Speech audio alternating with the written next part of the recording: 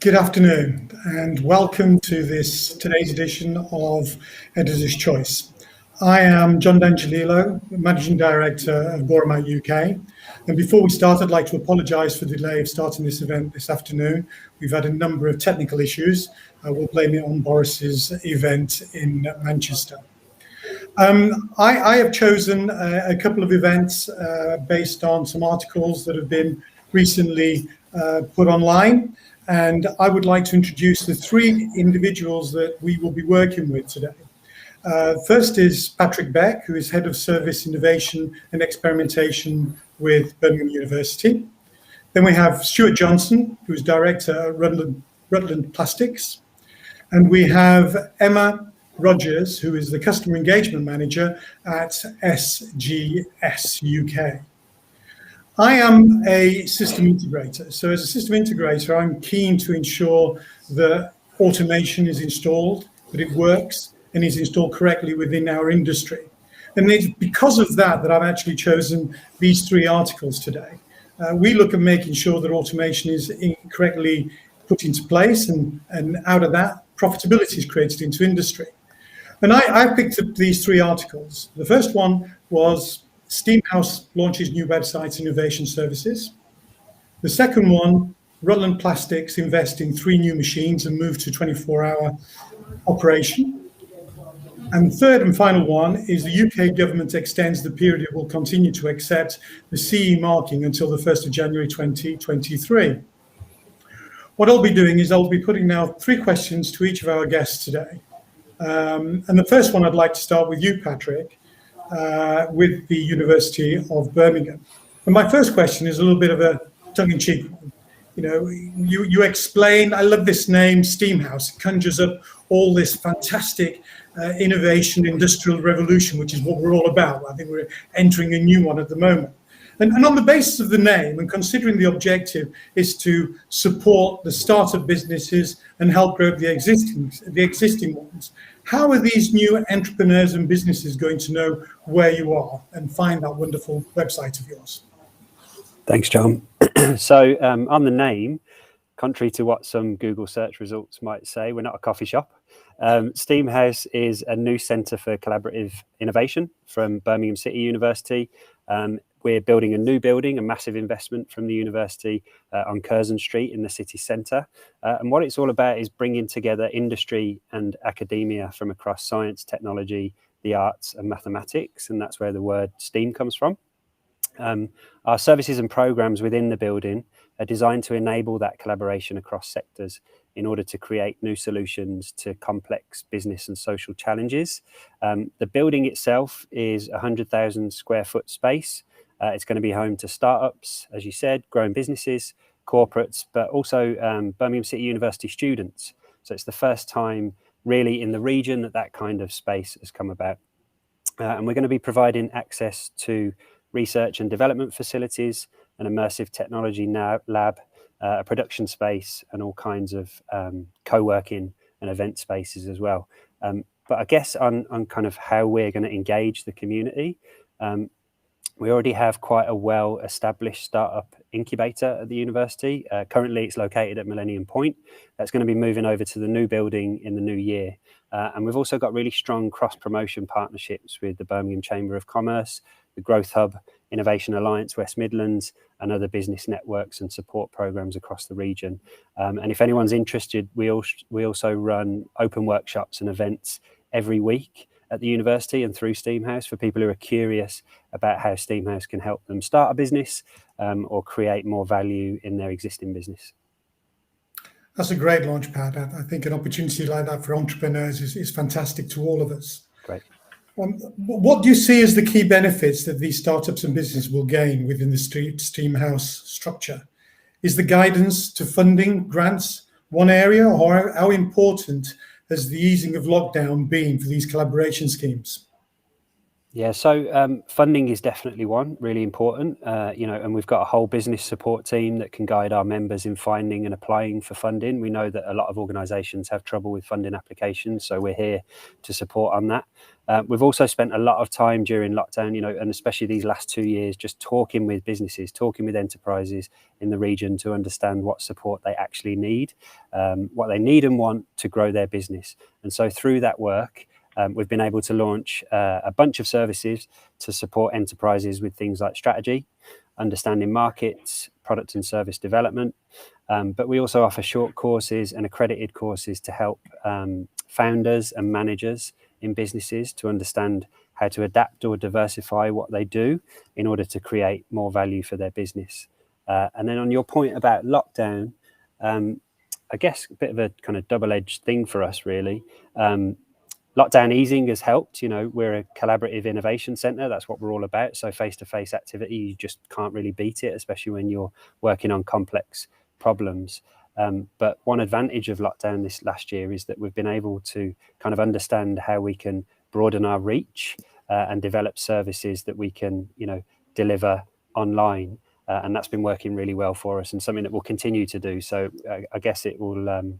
We'll be offering services in a kind of hybrid space. I'm sure you've heard that word quite a bit these past few weeks.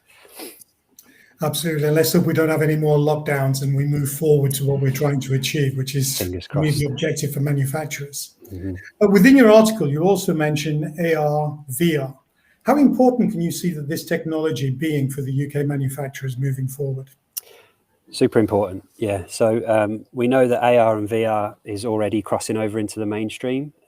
We see from our research that it's helping all kinds of organisations solve everyday problems to improve their products and services and also make efficiencies and reduce costs in their business. But particularly in manufacturing, we're seeing that AR and VR is being used most commonly kind of on the design side.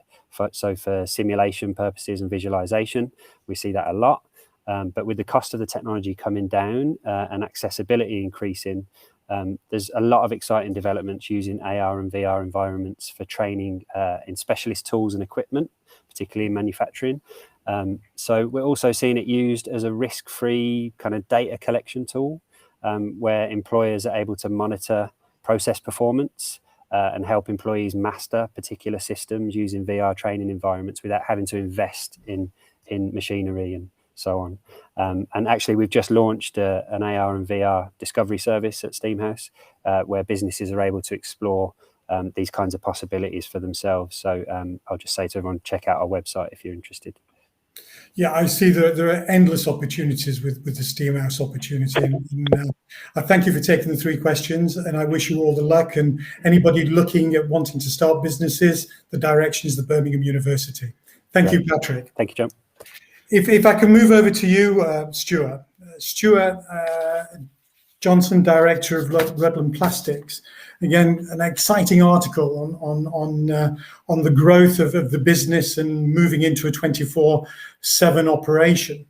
Can I ask what government incentives have you received, or if any, when looking to the installations of these solar PV systems? What processes did you have to go through prior to the installation? What implications of supply, and how long was it before it started to make an impact on your electricity costs of running the machines? Thanks, John. Yeah, I mean, so we're a plastic injection molder. We consume huge amounts of electricity in our very large machines, and therefore power is obviously essential. Now, we set about building a new warehouse which cost £2 million, and we thought, let's go the extra step and put some solar panels on the roof. It's quite a large roof, so we ended up with 250 kilowatts, which is about 1,000 panels, and was an investment of about £250,000. And those have been sitting there working away, and the impact of it was immediate, and the impact grows week by week as energy prices increase. So initially the payback was seen as being about 9 years, but actually it's come down to about 7 now, which is absolutely fantastic.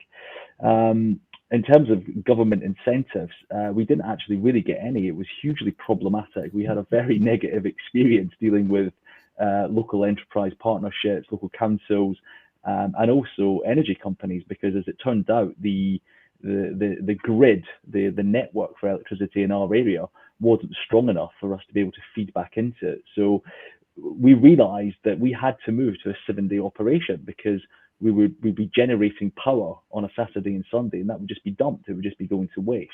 And in the interest of efficiency and trying to sort of improve our environmental impact, it made sense for us to think about moving to a 7-day operation. I think that's quite a big, bold move in trying to generate your own power. But I think the end result, from what I'm hearing, is smiles across the faces of the directors. It is, absolutely. And as we evolve as a business, as we continue to grow and we continue to replace aging machinery with more efficient machinery, the payback becomes quicker. These new machines consume less electricity, which means we're using a higher proportion of our own self-generated power rather than relying on the grid. So it's a positive step. And as a business, we're now looking at, can we put more panels on our roof and again increase the amount that we produce so that we're more self-sufficient. Being on the side of automation and providing automation solutions to a number of companies, I was quite interested in you moving into the 24/7 operation. This must have brought with them a number of additional challenges. What were these challenges? How did you overcome them? And what additional processes the company put in place to ensure smooth transitions? And have you had to adopt any form of automation to assist the manufacturing processes above and beyond the machine tool investments that you've already made and have made? And on top of that, did the government super tax incentives drive any of your decisions? I'll answer that question backwards. Great question. Yeah, super tax is driving a lot of decisions that we're making at the moment. We have huge capital investment in this business, and we need to keep investing regularly. So really, this is the sort of government scheme that we've been crying out for, and we really do think that a lot more is required in the future if the UK is to become more of a sort of manufacturing powerhouse. Yeah, a really bold move, moving to a 7-day operation. What was the first challenge? Well, finding people who wanted to work at the weekends was the initial challenge, And we've all heard about the problems in the media of all sorts of different sectors having issues recruiting staff. Thankfully, we had some incumbent staff who volunteered because it fitted with their lifestyle. But as a business, we have also started investing in automation. We have been tinkering, I suppose is the word, with collaborative robots for probably about 3 years now, and those are starting to get embedded into our processes. We decided not to go with a big bang and try and force them in, because we wanted to engage our workforce and gradually ease it into the culture of the business, but they are starting to gain some traction. And that's been really important, because obviously that means that not only do we need less people to run many of our jobs, but the jobs are much more interesting. People aren't undertaking repetitive work. They're able to have a little bit more variety in the working schedule, and that keeps the mind sharp and makes us a much more competitive and higher quality supplier. I think your business today is an example of what, when I'm on my soapbox about automation and the implementation of automation, is to do it slowly and get it right the first time, and to make sure that the actual staff buy into it, not just throw it at them. They have to be part of that process of growing it. And without that, you don't get the successes that you obviously have been achieving. And like you, I totally agree that the super tax incentive from the Chancellor is a fantastic investment incentive for investments to grow within the UK and grow what we all want here, and increase our manufacturing. We're so far behind the rest of Europe that we need to attack that. And again, absolutely, what you have done is something to definitely shout home about. If I can just go on to my final question, Stuart, is would you explain to a layman the terms of electrofusion patent, which your processes are successfully being adopted within your manufacturing, and what those benefits are within your business compared to what your competitors are doing at the moment? Okay, so as a trade injection molder, we mold all sorts of different plastic items for different markets, but we do have a specialism in a process called electrofusion, and that's where you embed resistive wire into plastics and then use that wire to join pipes together effectively. Okay, so you run a current through the wire, and it's a way of welding pipes together. It's quite a unique process. There are other processes for joining pipes together, but this has particular advantages in certain situations. Now, what advantages does it give us? Well, we do have some patented processes in making those products, and our particular advantage means that we are quite specialist in particular niche markets. So a lot of customers come to us for that particular skill because they don't have the patent or the technology to undertake the work themselves. That's very good, very good. I thank you, Stuart, and I wish you all the success. I think you can't get any better than 24/7, but I'm sure you can increase your automation capabilities. We'll certainly try. Thank you, John. Thank you. If I can go to my final guest of today, Emma Rogers from SGS. Firstly, I'd like to thank Emma of stepping in at very last minute. So she's under enormous pressures to answer the questions that I have for her. But Emma, a fantastic article. Again, being an OEM, CE marking is a key factor in anything that we do, and I'm sure an awful lot of manufacturers are also very keen on understanding the implications of this new trademark that is being put in place by the government. Now, the first question is it a positive factor that the government have accepted an extension to the adoption of the UK CA certification, which should have come in effect in January this year? And can I ask that the fundamental safety differences between what we have been used to within the CE marking and what the new UK CE marking is going to see? The UK CA marking, which will be seen from January 2023, will it be seen as a smooth transition? Hi, John. Thank you for having us on this morning. We really do appreciate it. And that's a really good question. Thank you. So the safety requirements themselves started off as being identical for all schemes. However, as time passes, it is possible that either the UK or the EU's requirements will evolve. So there are differences between the two areas. The product marking is different matter, and there are there are new transitions under UKCA marking. As the differences are not excessive, it should be a smooth transition. The UK designated standards lists have been released for all regulation on the 1st of January 2021 by reflecting EU harmonised standards. However, the amendments of the UK designated standards list occur several months later than EU harmonised standards lists. So, for example, the new EMC standards have been designated under EMC Regulations 2016 on the 23rd of September 2021, with a 5-month delay towards harmonised standards list, which was amended on the 16th of March 2021. This means that manufacturers shall involve UK approved bodies for those regulations that mandatorily require it, where designated standards are applied. I think we've still got a long way to go to get to where we need to understand the UK CA regulations. And I think we're all going to be watching your space over the next few months. Now, how do you think the trading nations would take these to this new standard? You know, what does it mean for the UK businesses, and what would we be perceived as going backwards to the old days? You know, at my age, I understand what BS, British standards, were, and we adopted CA. Or is this just a consideration of a minor change to today's CE marking? We're just rebadging. Yeah, so trading nations will in general still certainly wish to sell their products in the UK as well as the EU. This does mean that on top of the certification decision for the EU from an EU notified body, there will need to be a certification decision for the UK from a UK approved body. In practice at this stage, it is a small change. Currently, we aren't going back to the old days, as the UK designated standards have an EN prefix. So to clarify, certification decision from the independent third-party certification body may not be required, be voluntary or mandatory only under certain scenario conditions.